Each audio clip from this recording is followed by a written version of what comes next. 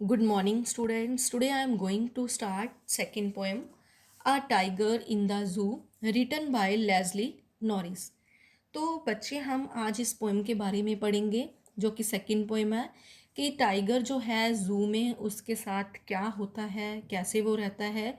इसके 5 स्टैंजर्स हैं, तो वन बाय वन मैं इस स्टैंजा को एक्सप्लेन करने जा रही हूँ।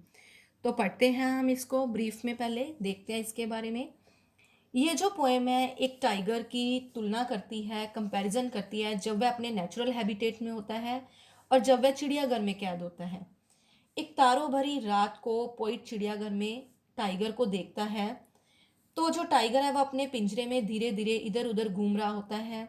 वह गुस्से से भरा हुआ है, पर वह अपनी बेबसी से शांत है। पोइट को उसके लिए तरस आ जाता है, उसके लिए दया महसूस होती है। वह कहता है कि टाइगर को जंगल में होना चाहिए था। उसे पशुओं के लिए, जहाँ पर एनिमल्स के लिए जो पानी पीने वाले जो गड्ढे हैं उनके नज़दीक बिल्कुल शांत घूमते होना चाहिए था, जहाँ पर दूसरे एनिमल्स होते हैं। वहाँ उसे क्या करते होना चाहिए था, किसी ऐसे मोटे ताजे जो डियर है, जो कि हिरन है, उसकी वेट करते होना चाहिए था। पर दुख की बात है कि वह ईंट और पत्थर की बनी हुई कोठरी में सलाखों के पीछे बंद पड़ा हुआ था। वह वहां आने वाले लोगों की तरफ कोई ध्यान नहीं देता है और अपनी चमकती हुई आंखों के साथ चमकते हुए तारों को वो देख रहा है। वह उसे सिर्फ सितारों को देखने से ही संतुष्ट रहना पड़ता था। वहाँ जब वो रह रहा था तो सिर्फ वो, मतलब कि उसे ये था कि अब तो उसको यहाँ जो सेटिस्फेक्शन है वो किससे मिलेगी, सिर्फ स्टार से ही मिलेगी। अब वह अपने नेचुरल हैबिटेट में घूमने और वहाँ से चमकते हुए जो स्टार्स थे को देखने को बिल्कुल भी आज़ाद नहीं है। तो इस स्टैंजास को हम वन बाय वन पढ़ते हैं। He stalks in his vivid stripes the few steps of his case on pads of velvet quiet in his quiet race.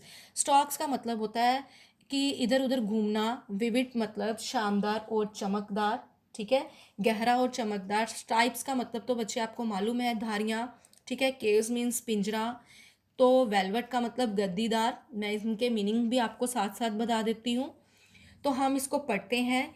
He stalks in his vivid stripes the few steps of his cage on pads of velvet quiet in his quiet rage. तो जो tiger है वो अपने पिंजरे में कुछ कदम इधर उधर घूमता है। स्टॉक्स का मतलब इधर उधर घूम रहा है। उसके बॉडी के ऊपर की जो धारियां हैं वो गहरे चमकदार रंग की हैं।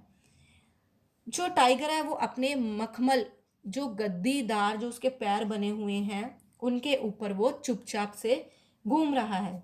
वह गुस्से से भरा हुआ है, पर वह बिल्कुल शांत है। गुस्से से भरा है, वो शांत है क्योंकि वो बिल्कुल बेबस है, ठीक है। तो अगला स्टैंजा।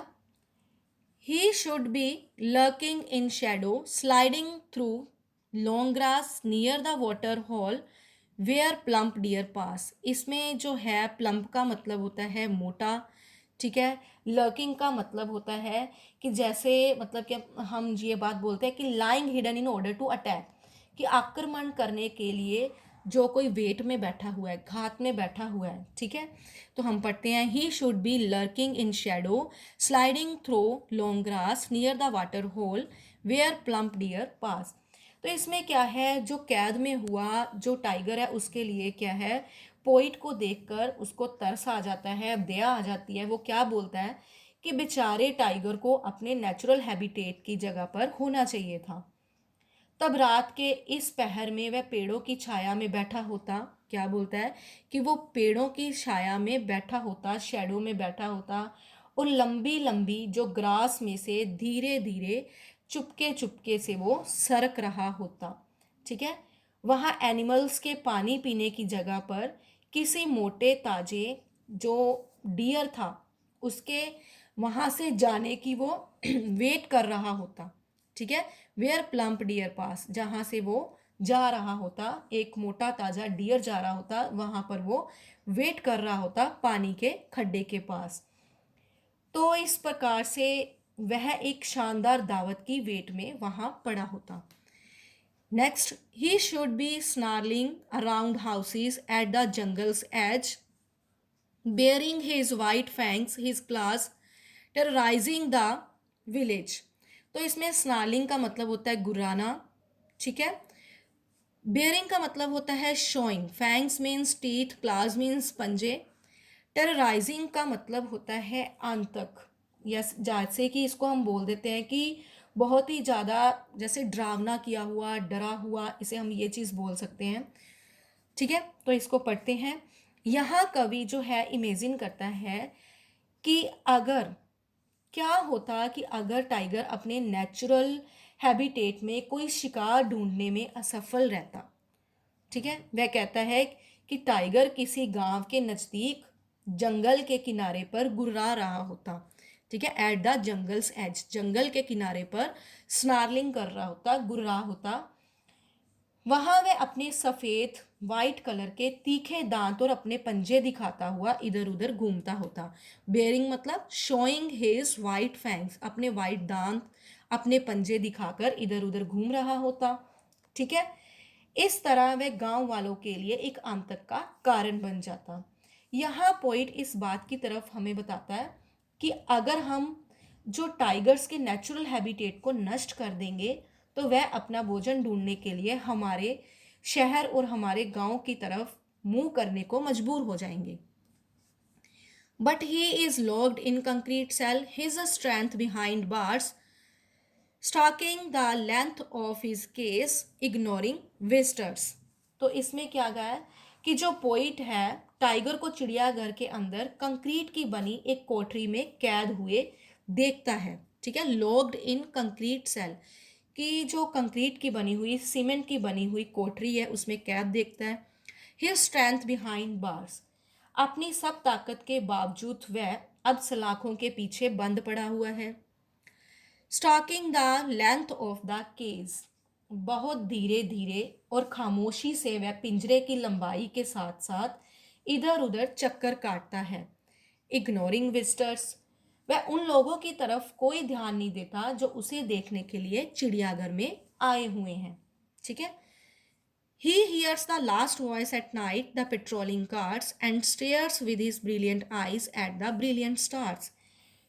तो जो टाइगर को दिन के टाइम तो वहां आने वाले लोगों की वजह से कोई भी रेस्ट नहीं मिलती, तो नाइट के टाइम भी उसे प्रॉब्लम आती है। रात को क्या होता है, रात को भी वह जो गश्त करने वाली गाड़ियां होती हैं, पेट्रोलिंग कार्स मीन्स गश्त करने वाली जो गाड़ियां होती है, उनके शोर की वजह से वह बेचैन रहता है। अपनी चमकीली आंखों के साथ वह चमकते हुए तारों को देखता रहता है। Stairs with the brilliant eyes, अपनी चमकीली आंखों के साथ एट द ब्रिलियंट स्टार्स, किसको देखता है वो, ब्रिलियंट चमकते हुए तारों को देखता रहता है। शायद वह भगवान से ये पूछ रहा है कि उसे वहां बंदी क्यों बनाकर रखा है। तो बच्चे ये जो पोएम थी a tiger in the zoo, बहुत ही ज़्यादा इजी पोएम है। इसके 5 स्टैंजा की एक्सप्लेनेशन जो है वो बहुत अच्छे ढंग से इसमें बताया गया है। तो आपने भी इन स्टैंजास को बहुत अच्छे ढंग से करना है। मैं होप करती हूँ कि आपको ये स्टोरी जो है, ये पोएम समझ आ गई है। Thank you students.